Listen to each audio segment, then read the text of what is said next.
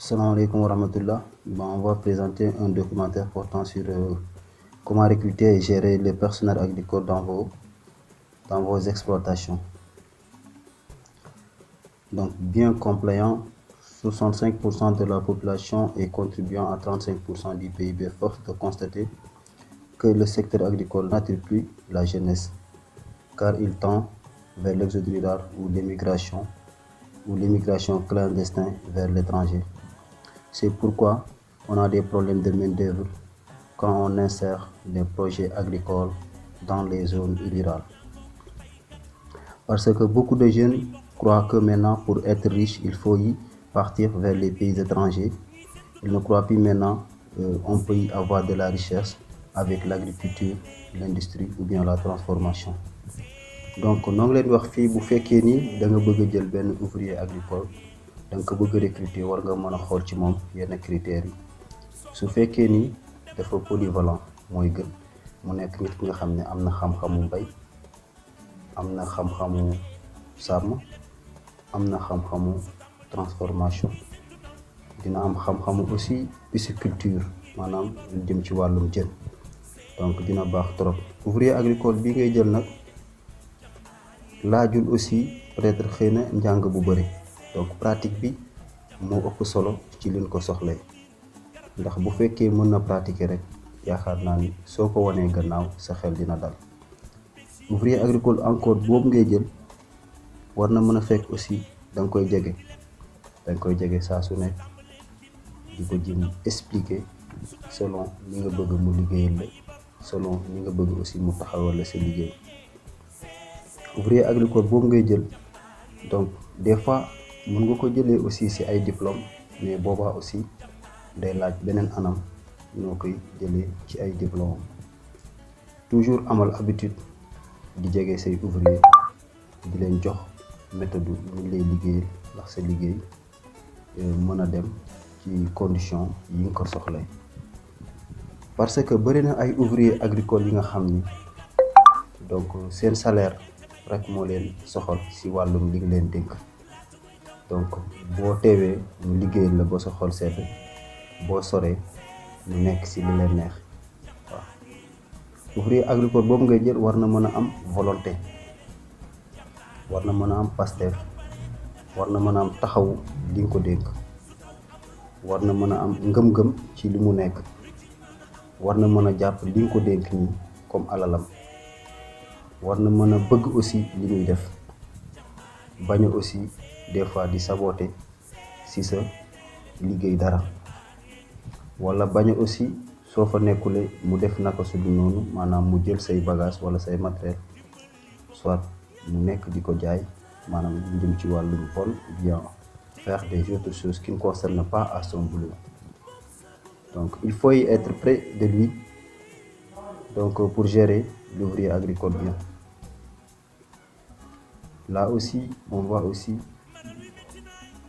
donc l'ouvrier agricole boobu nga xam ne yaa ngi koy def da nga ko war a jox aussi cër bul jàpp ni surga la rek donc nu la neex nga koy traité ouvrier agricole boobu nga xam ni yaa ngi koy traité surga moom bu demee këram moom noble la fa patron la fa papa la fa père de famille la fa donc war nga ko jox cër bu doy comme ni ngay joxee cër ñëpp donc bu fekkee da nga bëgg a jël ouvrier agricole boobu nag critères yi nga xam ni soxla nañ ko ci nga xool ko ci moom mooy bëgg-bëgg bi ndax bu fekkee dafa ñëw pour am weccit rek bu dajee mu dem vers l'exode rural ou bien il part vers l'étranger bëri na si ñi nga xam ni peut-être loolu moo leen di soxal ci liggéey bi ñuy jël bi ñuy engagé wu dajale benn somme pour dem vers l'extérieur ouvrier agricole boobu nga xam ni yaa ngi koy jël bu fekkee ni da nga koy bëgg a jël ci critère théorie maanaam njàngam ak diplôme donc jëlal sa temps nga recruter nga def appel offre d'emploi soo defee sa offre d'emploi ba pare donc nga bàyyi gars yi déposer bu ñëpp déposer tu fais un entretien l'entretien waaw entretien bi ngay def ak moom nga jël encore lu naan fiche de poste voilà vous prenez un fiche de poste pour remplir maintenant filière li mu lay wax yëpp donc ci mën-mënam xam-xamam ak lépp. Voilà, vous remplissez le fiche de poste bi nga xam ne moom nga koy remplissez ci li mu la wax yépp ci compétence am ci loolu foofu nga koy remplir pour en cas bu fekkee ni soxla nga ko nga woo ko. fexeel aussi ba nga jël fiche boobu encore maanaam nga collecter les données collecter yi nga xam ni moom moo nekk ci moom selon des questions ouvertes yi ñu ci gën a taamu nag mooy comment wala combien donc nga mën a xam dina mën a tontu mais éviter question yi nga xam ni par oui ou non. donc faut essayer encore nga xam bu baax moom lu mu maîtriser ak lu mu mën a def nga bañ a gaaw jox confiance nit ku la tontu. wa ilaa beneen méthode aussi bu fekkee dañu bëri entretien bi day xaw a métti nga def benn phase test bu test pare nga recruter ñi nga soxla nga defaat ak ñoom entretien. Voilà, même chose aussi, tu déroules un fiche de poste pour voir maintenant après l'entretien, après le test final, ñi nga soxla ngay jël defal leen benn entretien entre ñoom kenn ku nekk jaar nga defal ko entretien jël sa fiche de poste relever les filiations yi nga xam ni moo la gën a amal njëriñ si personnel bi maanaam turam santam adresse yëpp yi nga xam ne daal en cas boo ko soxlee di nga ko ci mën a contacter. donc ouvrier agricole bi ngay jël da nga koy respecter da nga koy jox cër donte da lay liggéeyal aussi du baadoo la ko tax a toog foofu wala du ñàkk ko tax fa toog foofu liggéeyam la comme ni nga amee sa liggéey mu doon nga doon agronome nga jël ko moom mu doon ouvrier donc jàppal ni loolu liggéeyam la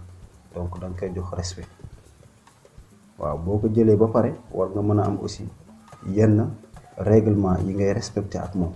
waa doo ko jël rek nga ne ko tool bee ngi noonu donc demal nga liggéey bu weer dee nga fay ko nu la neexee parce que dafa jaar ci njàngam jaar fu mu war a jaar ba amee diplôme kon da ngay respecter règlement yooyu donc nekk ci li nga xam ni moom mooy règlement au travail. donc du saa su la neex aussi nga naan ko xëyal da nga koy defal emploi temps comme ñëpp. soo paree foofu aussi da nga ko war a rédiger li nu naan maanaam contrat war na am benn contrat boobu nag nga koy signer du la neex aussi nga koy signer du la neex aussi nga koy dàqee du la neex aussi nga koy traité selon bu nu si taamoo contrat boobu am na contrat yu bëri yu nu mën a citer. donc am na ay contrat yi nga xam ne peut-être mën nga ko jël dans 3 mois. am na ay contrat yi nga xam ne sont des contrats de 2 mois am na contrat yi nga xam ni benn weer la mais toujours amal le respect entre vous et vos ouvriers de respecter surtout les contrats ak les heures de travail car l'ouvrier agricole c'est un être humain comme vous dafa ñëw pour liggéey comme yow donc amal yaqiinu def contrat bi normal jël turam jël santam jël lépp donc nga tekk ci yoon di ko jox aussi heure noppalu kaayam contrat boobu nag dina la tax aussi moom mu xam ni valable na fi mu nekk ci kii bi. merci n'oubliez pas ngeen abonné ci suñu chaîne GEP Agro. Merci.